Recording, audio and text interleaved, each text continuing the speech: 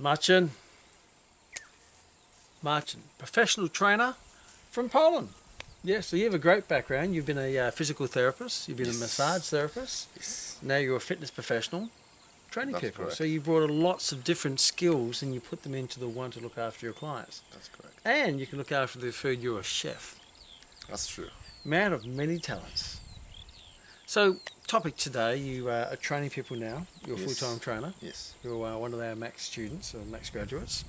And a lot of times when around this time of year, people are making New Year's resolutions and I'm going to start training.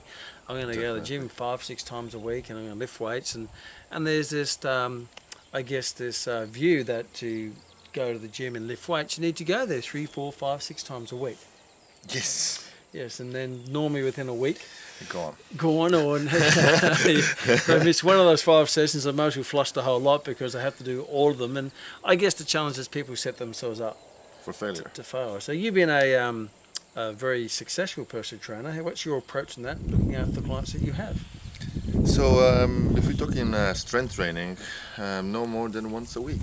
And why is that? Because your recovery just take longer than people thinks. And coming from me, and I've been one of those people that go to the gym before I get into max education. Yeah. I've been going to gym 5 times a week, doing weights. Me too. A lot of silly stuff. Yeah. And then when you start to understand how the human body works, super compensation process, then you realize that once a week is more than you need, or even longer sometimes. So with your clients, you strength train them once a week. Yes. And the reason for that is to allow the muscular system to recover.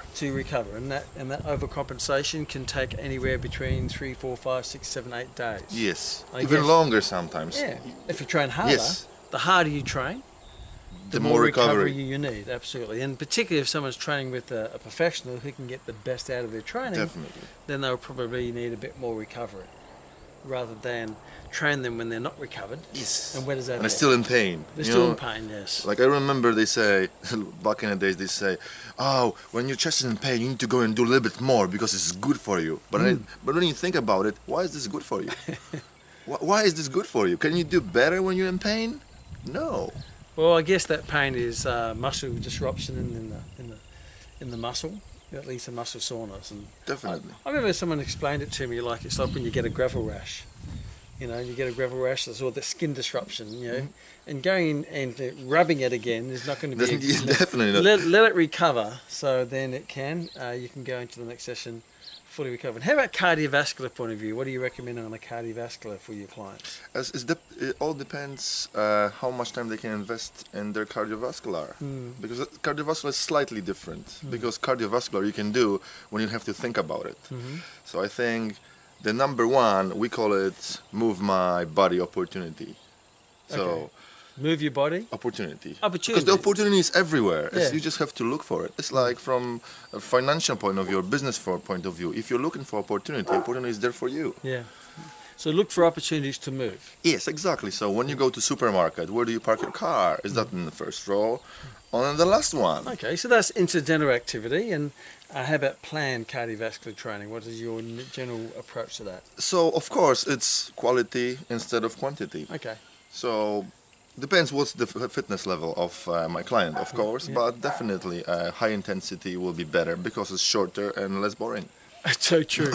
And you get it over and done with. And if it's boring, it doesn't last very long. So exactly. Looking at more interval type of course. Work, wrapped around the things they like to do. Of course. Of course, has to be functional as well. Sure. Yeah. Applicable to life. Of course. So functional strength training once a week. Look for opportunities to move as much as you can. And then if you're going to do planned activity, do more quality rather than quantity. Of course, sprints. Interval work, doing activities that you enjoy. Of course. But the most important part is what for. Okay. What are you planning for? Always taking into consideration the goal. Exactly. Because there's no point to do boxing interval trainings and the person have no interest in fighting. True. Yeah. Well, there you go. The words from a practitioner who's out there training people, and their approach when you're looking at blending strength training, cardiovascular, and just general movement to promote a nice, healthier lifestyle and a healthier body, but most of all, a healthier mind. And that would be No Cow Poo.